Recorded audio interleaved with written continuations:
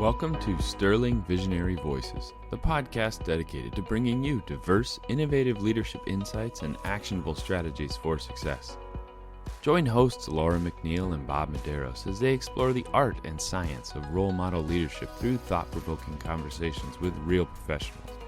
Whether you're a seasoned leader or aspiring to excellence, Sterling Visionary Voices is your guide to navigating the complexities of your leadership journey. Hello, and welcome to Sterling Visionary Voices. I'm your host, Bob Medeiros, and today my guest is Dr. Sampson Gholston.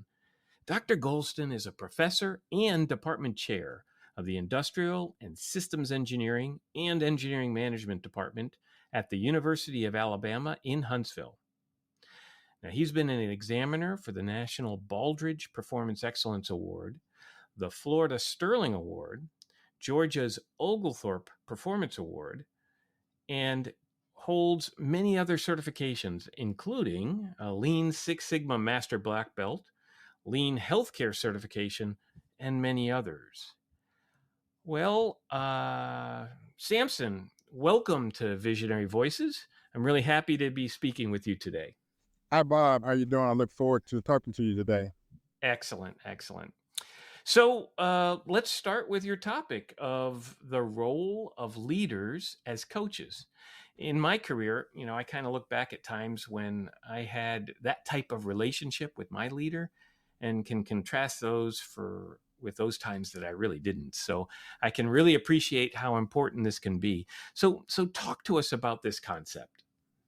Well, Bob, I think it's an interesting concept for me because when I think of, I always look at things from a systems perspective. So holistically, I'm familiar with Hershey's and Blanchard's situational leadership model. We know coaching is one of those four skills that Hershey and Blanchard identify as leaders need to develop.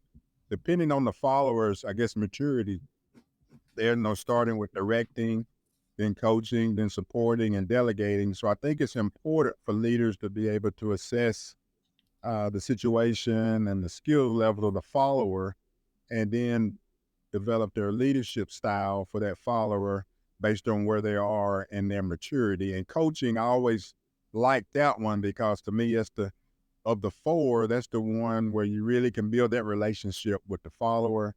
You really can have an impact on developing those leadership skills of the future leaders to help them understand, how can they improve performance, right? So overall, I guess at the end of the day, we're all about how do we improve performance systematically. So I think being able to develop those coaching skills and being able to, that's the one, in my opinion, where the relationship with that follower, you're really developing it, and you can really gain some performance improvements from the follower themselves. Like normally they're more engaged, they feel like they belong more, they can see those things as they are growing and and they feel like they're being supported throughout that development.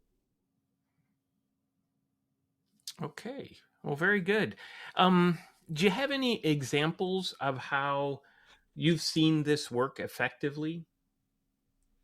I think from my own experience, I see how, at some point, when the follower gets to, okay, they know what to do. It's just it may be some confidence that they need to develop, or it just may need some specific skills that they're trying to develop. Maybe it's communicating with the people within their organization, or maybe it's making the people in the organization feel like they're a part of the organization. So being able to recognize that as a leader, and then to be able to coach, if you will, those rising leaders on what those skills need to be. It can sometimes be frustrating though for leaders because you kind of have to go at the pace of the follower, right? You're not directing anymore, but you feel like you maybe can get it done faster, but it's that point to where you're developing those skills of the people and you're being patient and you're engaging them. You're listening as well as communicating, right? So that you got to actively listen during that time to see what the needs are of the follower. And I always go back to, being from Alabama to Nick Saban. He always says the coach's number one job is to make sure they put their their team or their people in the position where they can be successful, right? So that means you're able to assess the strengths and weaknesses uh, of the follower, and then you're able to make sure you're helping them build upon those weaknesses, but at the same time, they're always in situations where they can, you know, build off of their strengths. So that's going to put them in a comfortable environment all the time, and it's going to really set them up to be high performers or be successful at whatever task that they're trying to do. Okay. Well, let me ask, do you think there are anything as a leader trying to really emulate this coaching step? Is there anything that we should be cautious about while doing this?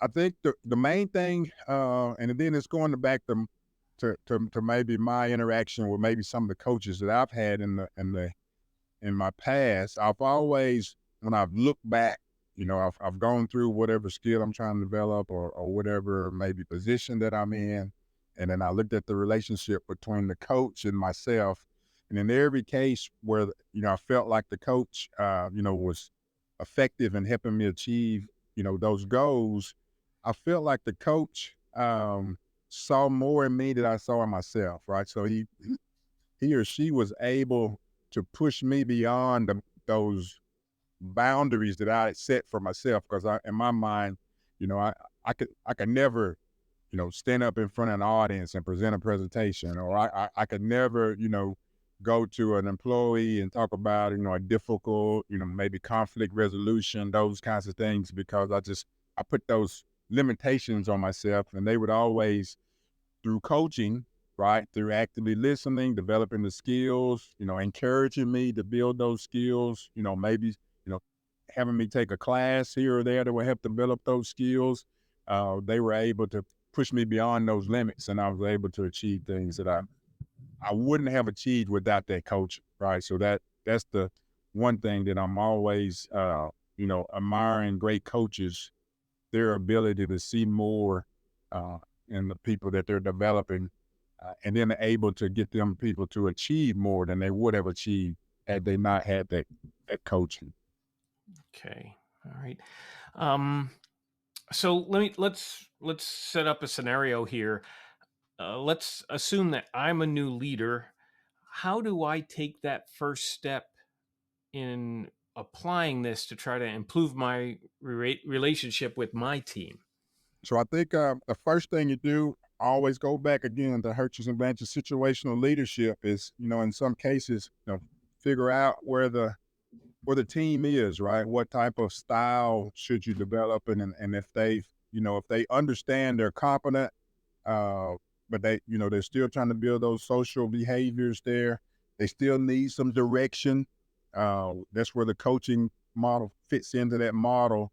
That's where you provide that. So it's being able to assess where they are. If they don't have the skills, or if the leader's not ready for you to start delegating some of those responsibilities, then again, we're not setting them up to be successful. And if the leader, maybe they've got the experience and the know-how to do that, right? Then we've got to, again, in our coaching model, we don't want to overcoach in those situations, right? We want to try to turn them loose and just point them in the right direction and be there to provide the support that they need, and then to delegate those opportunities as we see they're ready to receive those opportunities. So it's a matter of being able to look at your team, see what state they are, and then provide that that element that they need. So I always go back again to my sports model. A lot of times coaches will say right after a win, that's the best time to kind of point out some of the deficiencies within the team, because they're at a state of mind where they can accept those things that they need to get better on. But but after you had a defeat or a negative outcome, that may not be the time to point out, all the there. You want to be more positive. You want to be uplifting in that situation. So as a leader, you're constantly trying to assess, where your team is, and then what leadership style is going to be most appropriate during their time, putting yourself in the position of the team. Okay. So listening to you, I hope I'm not getting confused here, but what would you say is the difference, or are they the same, between coaching and mentoring?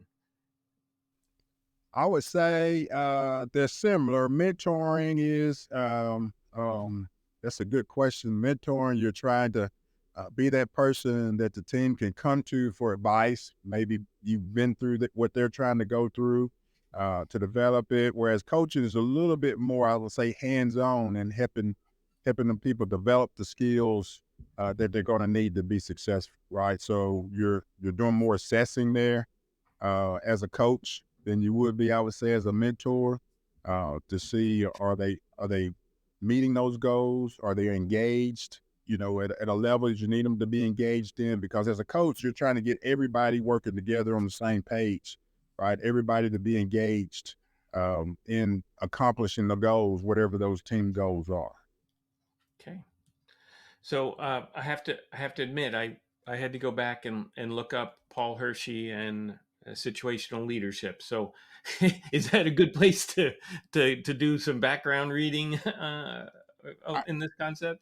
I think so. I think so, because as a leader, it'll at least put you in the right box, if you will, with respect to your leadership style. I know, Hershey and Banter always say we get comfortable as leaders with whatever style, is our style, right? And we really have to be careful with that, because the team or the follower may not be ready for that style. And we've seen that a lot in our own career. If we look back, right, we look back and we feel like, okay, well, they put me in a position where I didn't know what I was doing, but they expected me to do a job where they should have been directing me and telling me exactly what to do, because my competency level was low, as opposed to, delegating that to me and really not giving me the resources or skills that I needed. So, yeah, I think that's it's an important skill to have. But as a leader, it forces us to kind of work through each one of those styles, depending on where the readiness level is for our team. All right. Okay. Well, Sampson, I got to tell you, this has really been great. But I understand that you'll be delivering a workshop at the Sterling Leadership Conference in Orlando, May 29th to the 31st. Will you be sharing more about this topic?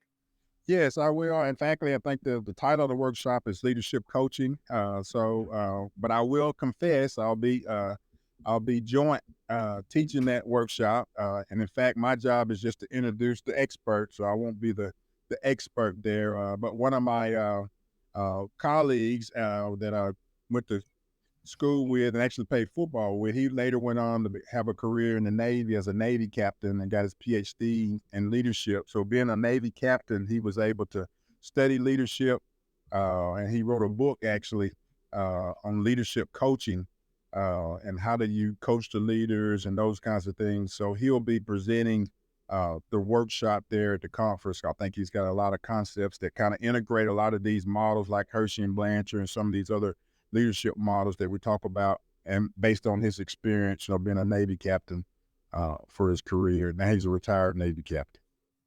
Well, excellent. Well, Sampson, I really want to thank you again for sharing this today. I feel it's a very helpful topic for leaders, pretty well at any level, that are trying to enhance their performance and the performance of their organization. So for more information on the Sterling Leadership Conference, you can go to thesterlingconference.com. Again, Sampson, thank you very much for joining us today. And until next time, this is Bob Medeiros with Sterling Visionary Voices. Thank you, Bob. Thank you, sir. Thank you for listening to today's episode of Sterling Visionary Voices, Insights for Role Model Leadership from the Sterling Council. Discover more and connect with us at sterlingvisionaryvoices.com.